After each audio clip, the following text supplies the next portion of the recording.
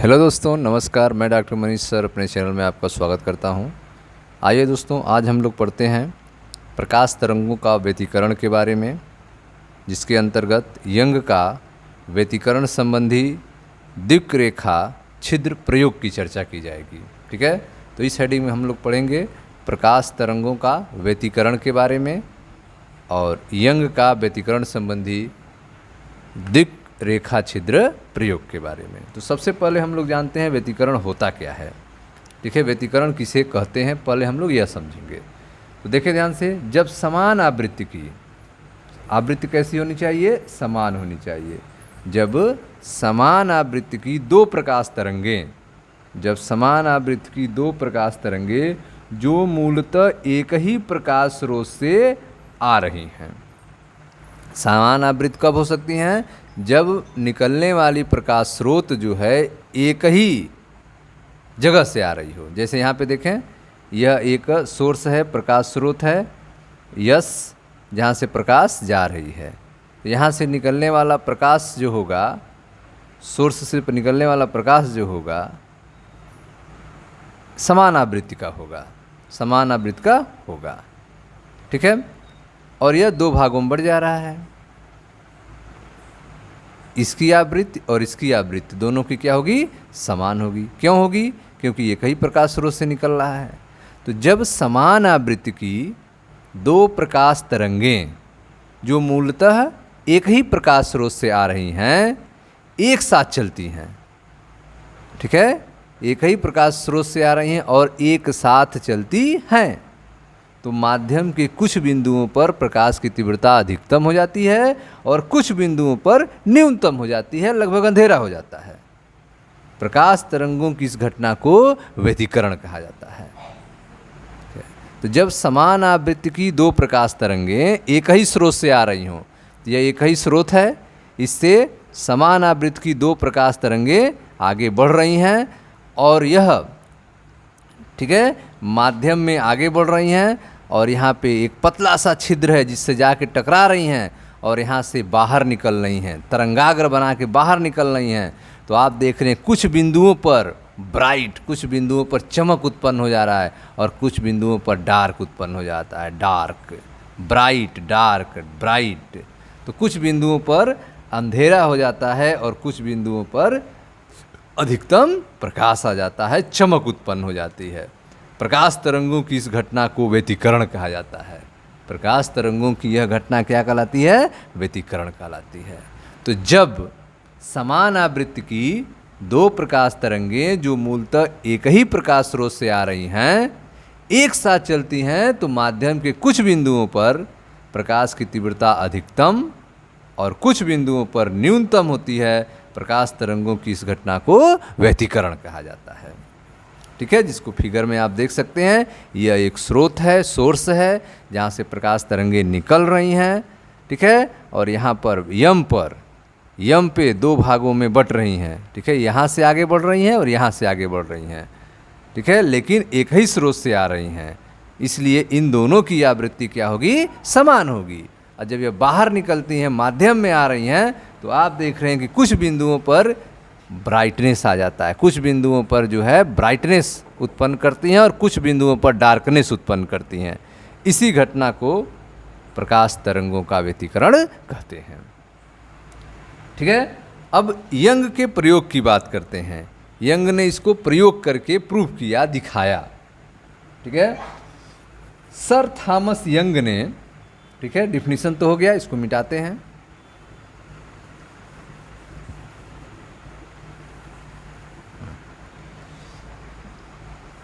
Sir Thomas young, पूरा नाम क्या था? Sir Thomas young. यह सन थी 1801 ईस्वी। ठीक है, तो सर थॉमस यंग ने सन 1801 ईस्वी में प्रकाश के व्यतिकरण की दिक्रेखा छिद्र के द्वारा प्रयोगात्मक रूप से दिखाया। यह डबल स्लिट एक्सपेरिमेंट, यह जो आप देख रहे हैं, दिक्रेखा छिद्र के द्वारा प्रयोग करके उन्होंने इस घटना को दिखाया। तो सन कब दिखाया? 1801 में। सन 1801 में थॉमस यंग ने प्रकाश के व्यतिकरण को दिक्रेखा छिद्र डबल स्लिट के द्वारा प्रयोग रूप से दिखाया। ठीक है, इसमें क्या क्या थे इस प्रयोग में, तो आप फिगर में देखें ध्यान से। इसमें जो है एक पर्दा था एल, इसमें क्या था, एक यल पर्दा था जिसमें एक रेखा छिद्र थे। ठीक है, इसमें यल एक पर्दा था जिसमें एक रेखा छिद्र है, यस। ठीक है, इस पर्दे के आगे कुछ दूरी पर एक दूसरा पर्दा है एम। ठीक है, इस पर्दे से आगे कुछ दूरी पर एक दूसरा पर्दा है यम, जिसमें पास पास दो रेखा छिद्र हैं, जिसमें पास पास दो रेखा छिद्र हैं, S1 और S2। कौन कौन छिद्र हैं, यह है S1 और यह है S2, दो रेखा छिद्र हैं S1 और S2। ठीक है, अब यह दोनों जो रेखा छिद्र हैं, यह पहले रेखा छिद्र यस के सीधे नहीं हैं। यह दोनों रेखा छिद्र S1 और S2 इस यस के सीध में नहीं हैं। ठीक है, यह ऊपर और नीचे हैं। इसके कहाँ हैं, ऊपर और नीचे हैं। ठीक है, तो ये दोनों रेखा छिद्र S1 और S2 पहले रेखा छिद्र यस के सीध में न होकर ऊपर और नीचे हैं। ठीक है, तथा रेखा छिद्र यस से समान दूरियों पे हैं। इसकी दूरी और इसकी दूरी क्या है, समान है। यस से S1 की दूरी, यस से S2 की दूरी क्या है, समान है। ठीक है, अब जो है पर्दा यम, ठीक है, पर्दे यम के आगे, पर्दे यम के आगे कुछ दूरी पर एक तीसरा पर्दा है यन। ठीक है, पर्दे यम के आगे कुछ दूरी पर एक तीसरा पर्दा है एन।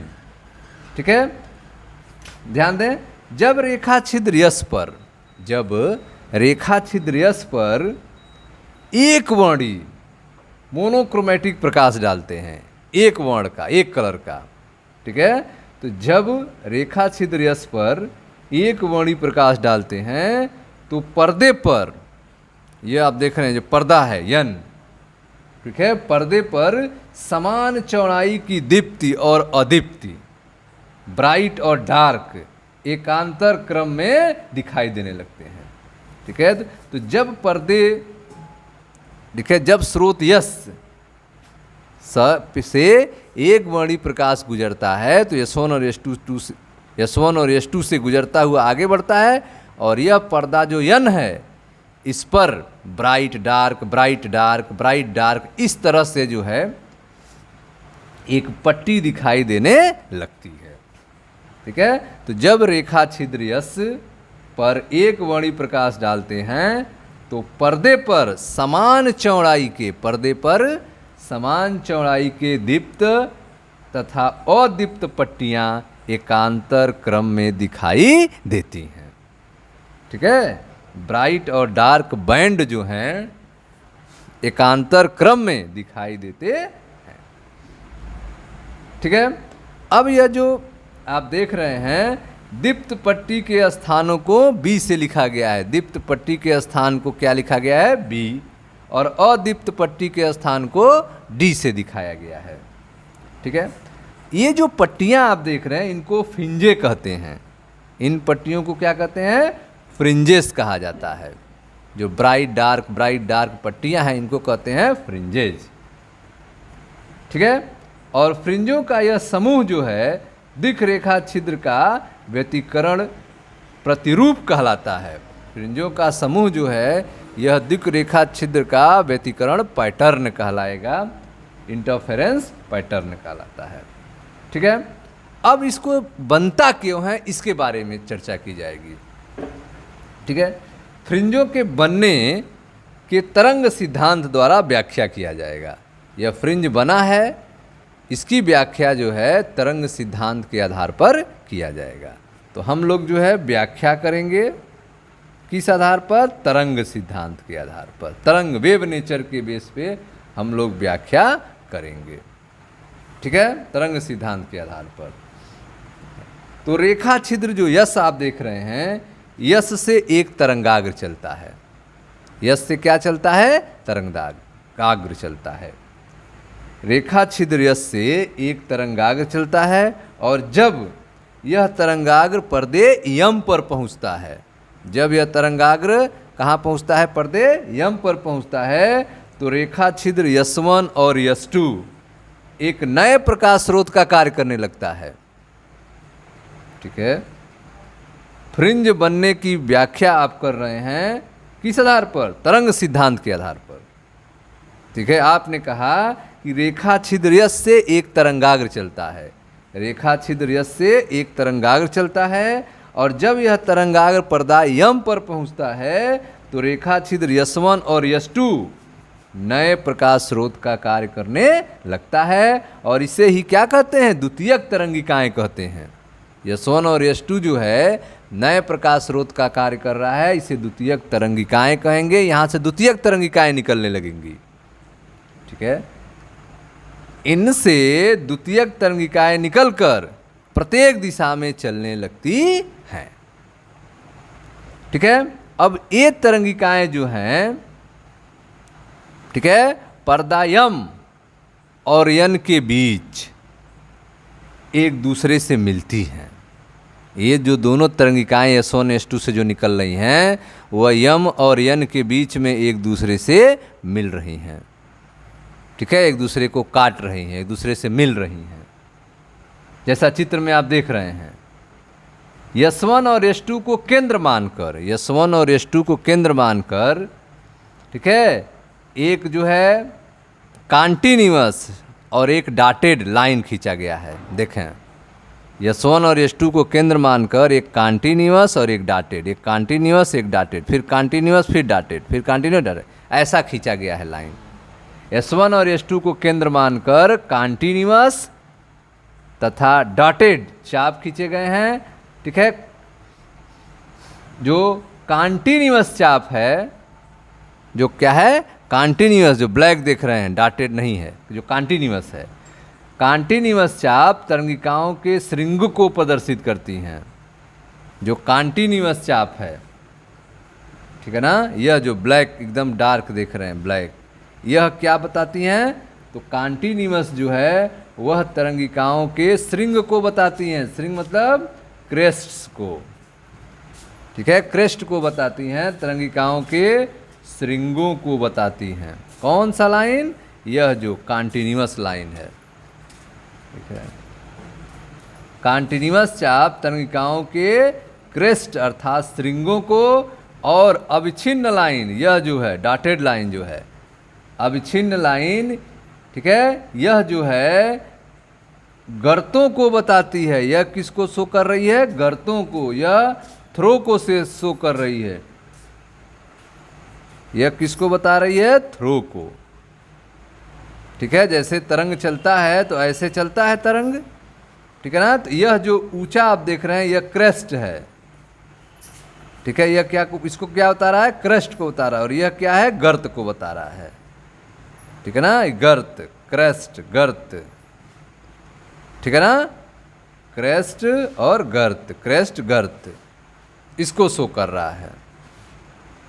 ठीक है, श्रृंग है और यह क्या है, गर्त है।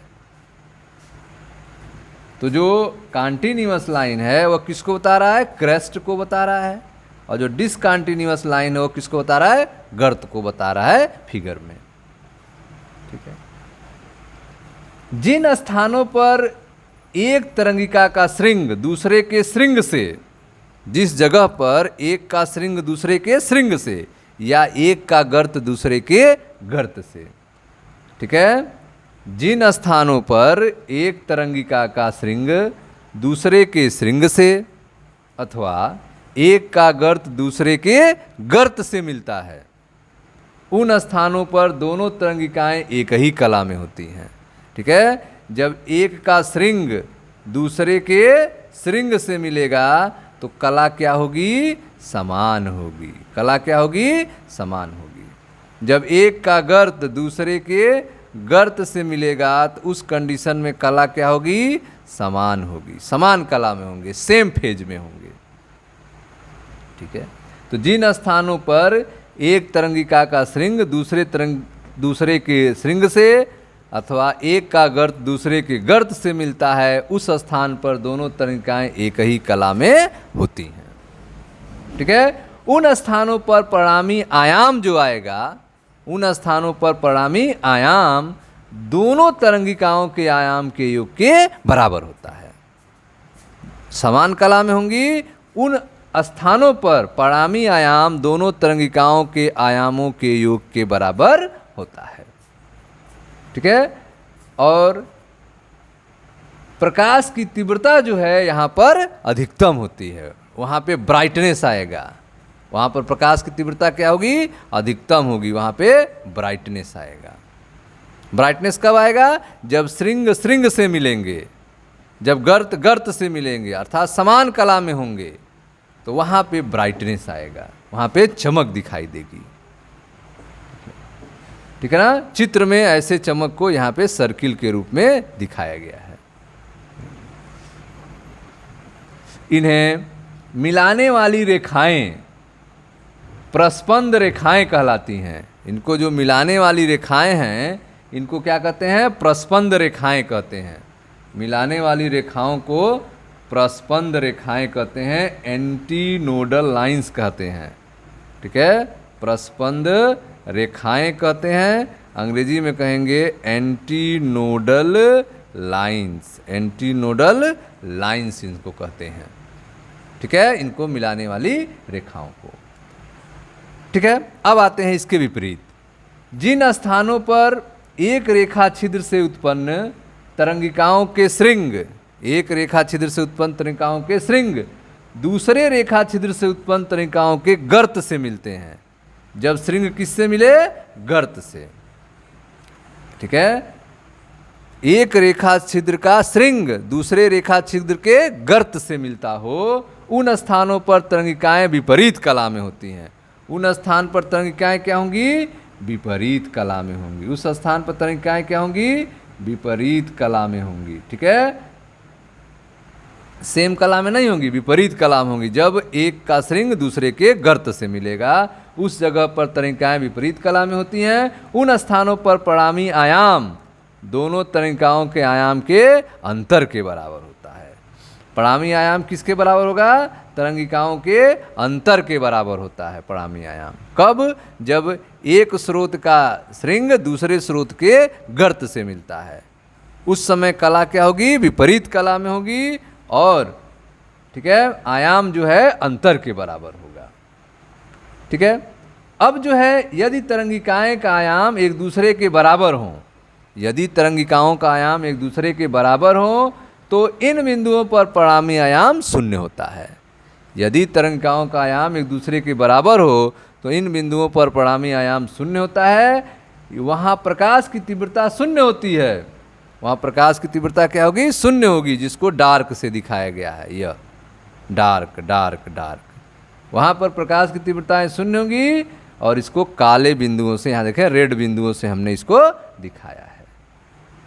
इन्हें मिलाने वाली रेखा जो है निस्पंद रेखाएं, इन्हें मिलाने वाली रेखा क्या कहती हैं? निस्पंद रेखाएं कहलाती हैं। इन्हें मिलाने वाली रेखा को क्या कहते हैं? निस्पंद रेखा कहते हैं। निस्पंद रेखा कहते हैं। ठीक है। नोडल लाइंस कहते हैं। नोडल लाइंस कहा जाता है। नोडल लाइंस कहा जाता है। ठीक है।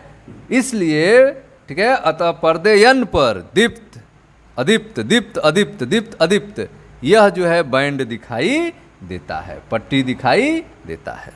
ठीक है। तो अब आप देख रहे हैं कि कब ब्राइट होगा, कब डार्क होगा। ठीक है। इस प्रकाश स्रोत S1 और S2 से जो निकलने वाली तरंगिकाएं हैं, अगर उनका श्रृंग श्रृंग मिलता हो, गर्त गर्त मिलता हो, तो समान कला में है तो वहाँ पे आपको ब्राइटनेस दिखाई देगा। लेकिन अगर श्रृंग गर्त से मिलता हो, गर्त श्रृंग से मिलता हो, विपरीत कला में हो, तो वहाँ पर आयाम अंतर के बराबर हो जाएगा और वहाँ पे निस्पंद रेखा बनेगी, नोडल लाइंस बनेंगी और डार्कनेस आएगी वहाँ पे।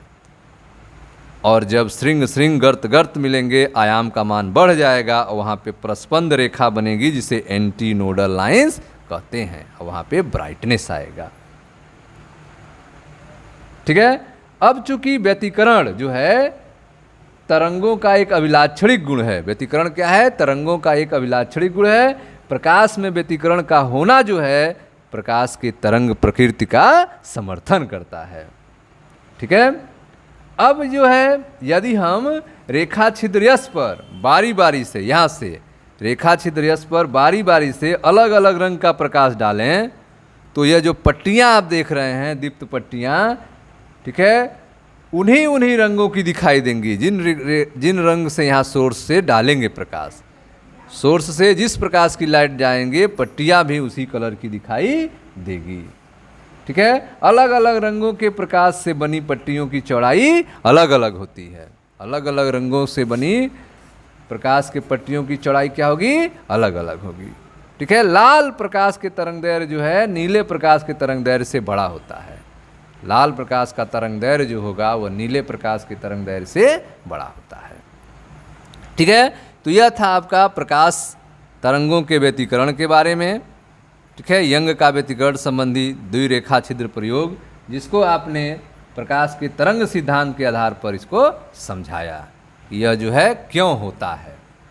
ठीक है, रीजन।